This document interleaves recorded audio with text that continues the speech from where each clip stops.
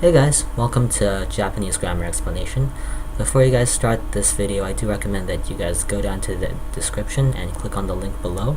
I posted a link to this slideshow, that way you guys can follow along. So for now, please pause the video and then just download that right now, and then just restart it once you finish the download. Alright, so let's get started. Today's grammar explanation is end time Navy. Let's start off with an explanation of end time.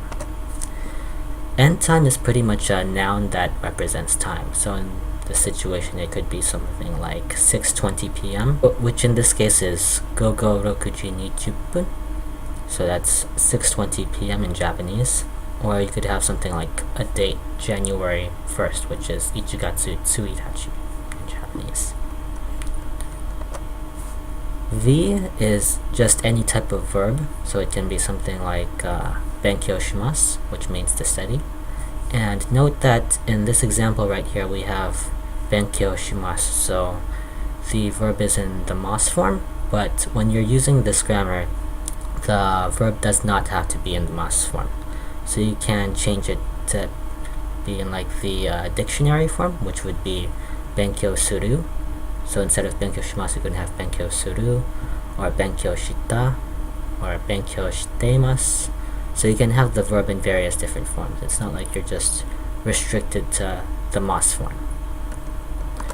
So let's start off with some example sentences. Right now I'm looking at the kanji version. If you guys flip through the slideshow, you guys can go into whichever version you feel comfortable with. There's also a kana version, romaji version, and also the English translations. So for me, I'll be sticking with the kanji. Just go to whichever page you guys feel comfortable with. For example sentence number 1, we have 午後6時20分に勉強します. So that means I study at 6:20 p.m. For number 2, we have 1月1日に勉強します, which means I study on January 1st. You can also change the verb to the past tense, like I said in the previous slide. So 1月1日に勉強した. So I studied on January 1st. You can also say something like 1月1日に勉強するつもりです. So in this case, we have 勉強するつもりです. Instead of having 勉強します, we change that to the dictionary form, which is just the plain form of to study. And つもりです is intend to. So when you have つもりです, whenever you have a verb before that, you have to put that in the dictionary form.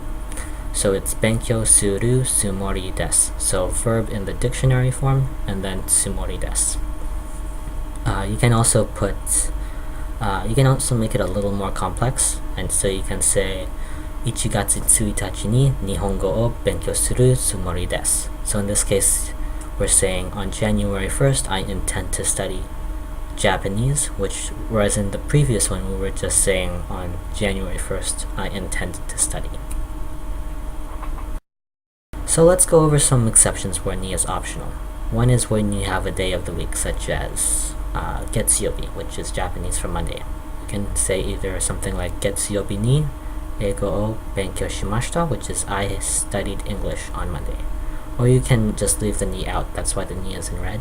So either getsuyobi ni eigo o benkyou shimashita or getsuyobi eigo o benkyou shimashita. They mean the exact same thing. Same when you have the word goro, which is just a word for like general time of the day. So you can say something like 8時 or 8時goro. When you add goro at the end, it means about 8 o'clock. So 8時 would be 8 o'clock, but 8時 goro means about or around 8 o'clock. So you can have something like 午前8時頃に勉強しました, or you can have 午前8時頃勉強しました. It means the exact same thing. So if you have goro, right after goro, you do not have to use ni, but you can if you want to. Same goes for the seasons. If you guys have something like one of the seasons of the year, like Fuyu, which is Japanese for winter, you don't have to put ni after Fuyu, but you can if you want to. So you can say something like Fuyu ni eiga o, not eiga. Fuyu ni eigo o benkyou shimashita, or Fuyu eigo o benkyou shimashita. Means the exact same thing. Same thing with holidays. So in this example sentence we have Easter. You can either have it with or without ni after Easter. So Easter ni eigo o benkyou shimashita, or Easter eigo o benkyou shimashita. Either way is fine. There are some exceptions where ni is not used, and these are some of the examples. We have ashita, kyo, kino, mainichi, maiasa, ima, senshu, kongetsu, and raimen. So these are just a few of the examples. It's not like this is like every single word where ni is not used. So I'll try and go over the concept in the following slides.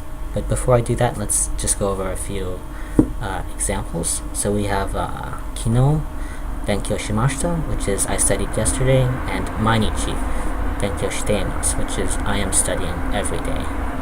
So the reason why ni is not used in this situation is because stuff like yesterday and every day, when that takes on the form of the end time, these types of words, they don't have like a numerical value associated with them. In the past they did, like in the examples that I showed you with January 1st, like there's a number within that January 1st, so the 1 would be the number.